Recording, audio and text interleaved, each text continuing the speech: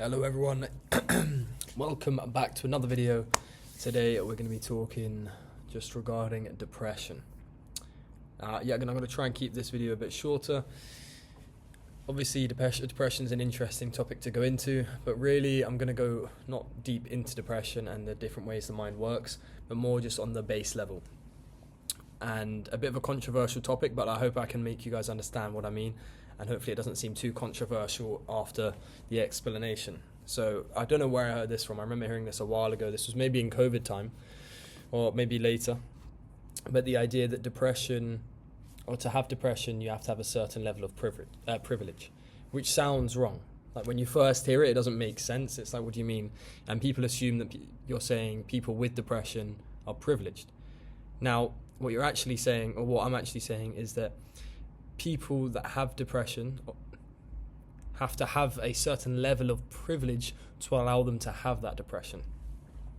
And it goes into the idea that the people that maybe don't have the privilege, right? Like let's say you didn't have the privilege of having a home and having a bed and having food that you can order to your house.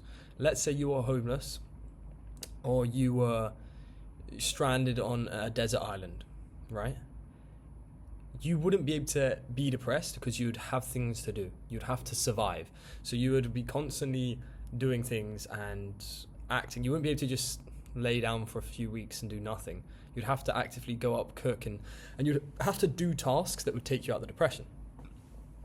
Or, for example, sometimes you see people, I mean, obviously I'm going to be stereotyping here, but in other countries, maybe more like less developed countries, and they don't have as many levels of privilege and comfort, and I think that's the main point and the key signifier here is a lot of a lot of comfort will give you that depression, and people that don't have all this comfort and don't have the privilege to have that comfort usually don't seem to be as depressed because they don't have an option. They have to go in and go to work at a young age to support the family. They're just forced to it. It's not even an option in their mind, so they don't have the option to just sit at home and be depressed. It's survival. They don't have that privilege to be depressed.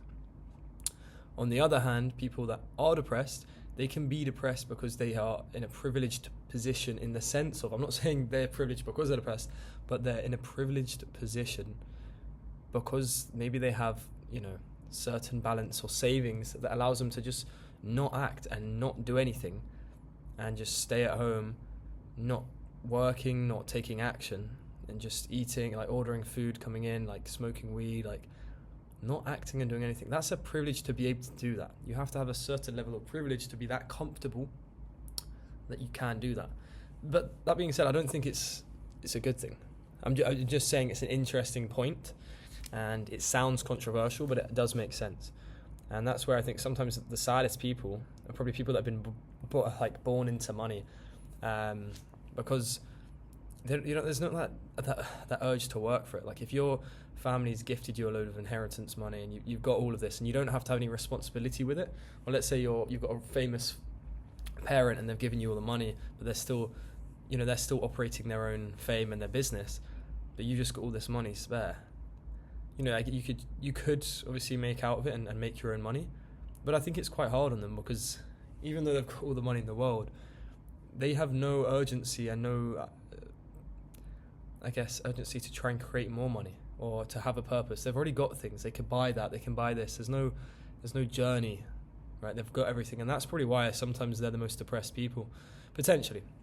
But anyway, that's just that's another topic. But the main point I was saying was the depression privilege saying, which is a very interesting one, and I hope that kind of gives clarity on what people mean when they say that to have depression you have to have a certain level of privilege. It's not saying that depression is a privilege.